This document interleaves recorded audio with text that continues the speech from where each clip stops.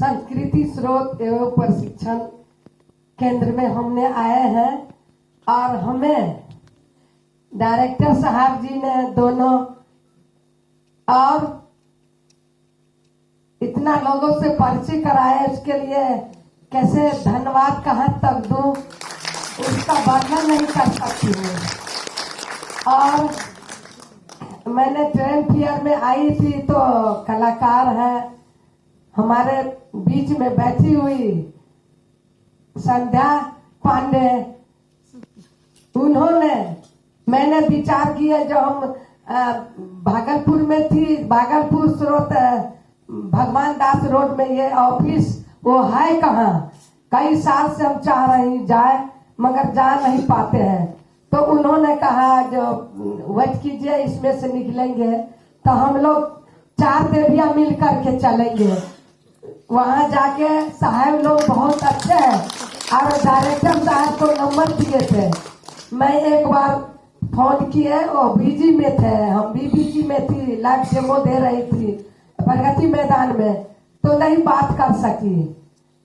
आज इतना अच्छा मौका मैं सोच भी नहीं सकती थी जो हम जाते हुए इतना स्वागत गण हमको होगा। वहां पर जाके अनजाने बन के मैंने यहाँ आए और डायरेक्टर साहब को मैंने इतना देश विदेश में बहुत जगह सारे जगह मैं गई हूँ। 6 बार जापान गई हूँ, डेनमार्क के नाम से भूलिए दिए हैं, Norway, Malaysia, Dubai, Hong Kong, Bangkok, Singapore इत्यादि सारे जगह मैंने हो आए हैं। एक पदाधिकारी गण कितना से मिले हैं।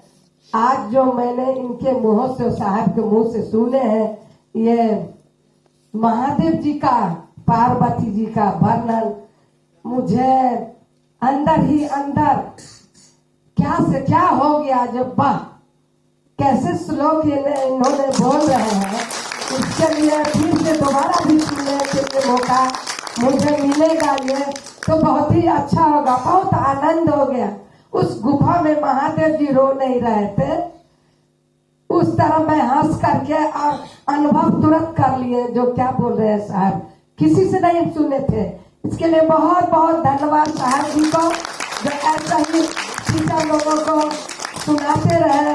और अनुभव में 50 साल है हमारा, तो जनरेशन टू जनरेशन परंपरा। आज के बच्चा जो दूध पीने के लिए रोता है तो सीधे दूसरा गांव में सीधे पेंटिंग के ऊपर से चला जाएगा। हमारे गांव में जो है मधुबनी में बच्चा रोता है दूध पीने के लिए, घूम करके आता है जो माँ पेंटिंग बना रही है। यही कितना कहूँ, टाइम कम है साहब जी को सभी को, तो संक्षेप में मैं बताई जो पद्मश्री जो मिला बहुत संघर्ष में आज तक बैठी नहीं। अपना परंपरा को साहब जी बोले हैं जो कितना लोग होंगे, 6000 लोगों को मैंने सिखा चुकी हूँ। और हमारे हस्बैंड भी दोनों मियाँ बीवी हम पद्मश्री से सम्मानित इसी साल 2024 में हुए हैं।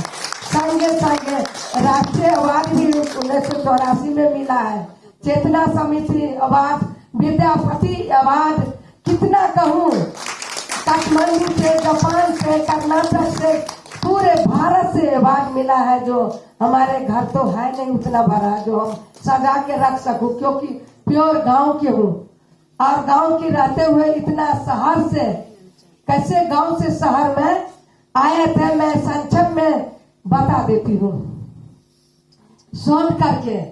उतरा ही राज सोयल कनती यार जान जान बैठी रह गई चांदा ना बिरचिया रे जान गोतना मोटरिया नथिनिया कखदा बिलल कई रे जान जान गलिए रे गलिए गाँव में सारा घुमाई रे जान। साउंड, यही साउंड है।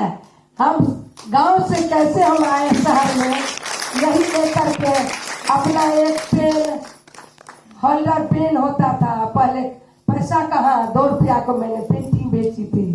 उस टाइम में अंग्रेज लोग आए थे, पैसा कहाँ से आया। उस टाइम में जो कलर भी ले सकती थी, तो घास फूस का, गाय का गोबर का नेचुरल कलर गोबर गार करके लेप करके बनाई थी। उसमें गोंद पानी देके, गोंद पानी भी कहाँ से गोंद लाएंगे, तो बबूर को खुरपी लेकर के ऐसे ऐसे काट करके आते थे।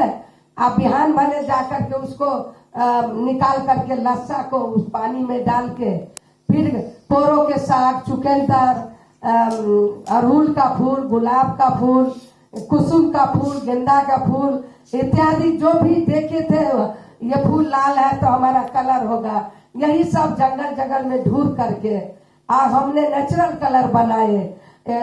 वो विदेशी था, डॉक्टर रेमंड नाम का था, अमेरिका वाले। उन्होंने देखा, 2 रुपया हमको, 2 रुपया हस्बैंड जी को दिए। इतना खुशी हुए हमारे ससुर जी, जो जवाब नहीं, खाना बनाने के लिए नहीं देते थे। जो मत खाना बनाओ, पेंटिंग बनाओ, पेंटिंग बनाओ। 4 रुपया मिला उस टाइम में।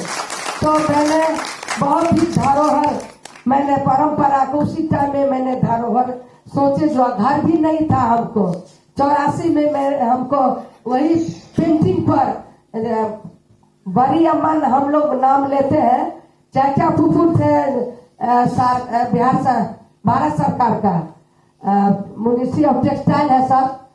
उसमें उन्होंने वो पेंटिंग को कैसे न कैसे हमारे मनु पारक जी के गांव में भेज करके वो देखे, और उन्होंने हमको कहा ये दे दीजिए, हम ले जाएंगे।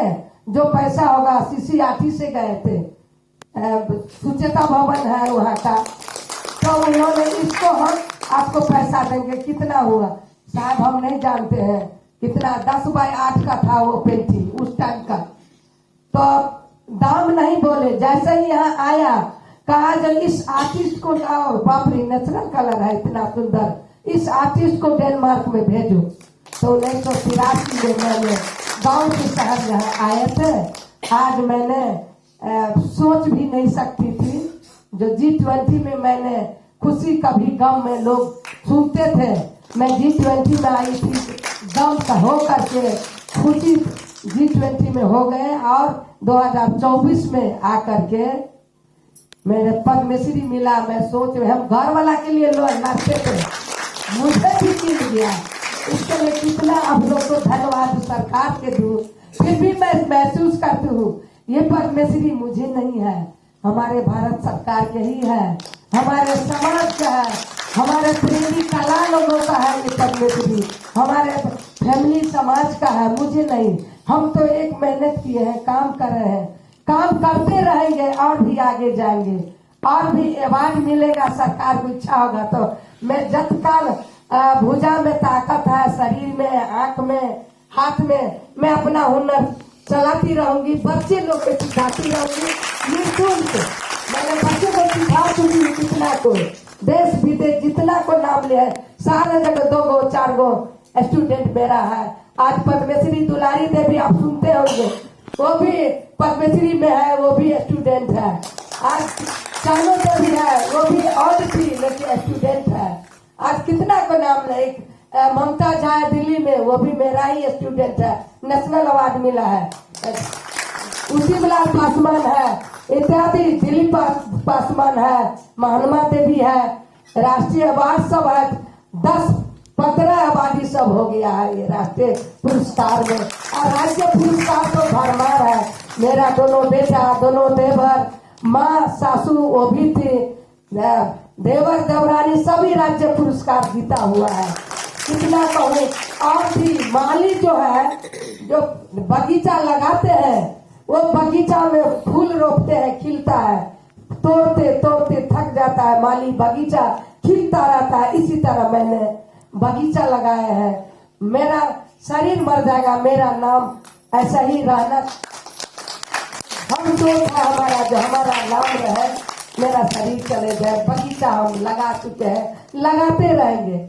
इसके लिए साहब जी के बहुत बहुत धन्यवाद जो इतना मान सम्मान हमें यहाँ पर मिला है। आगे के बच्चे को मैं जितना सेवा चाहेंगे साहब जी मैं करती रहूंगी। धन्यवाद।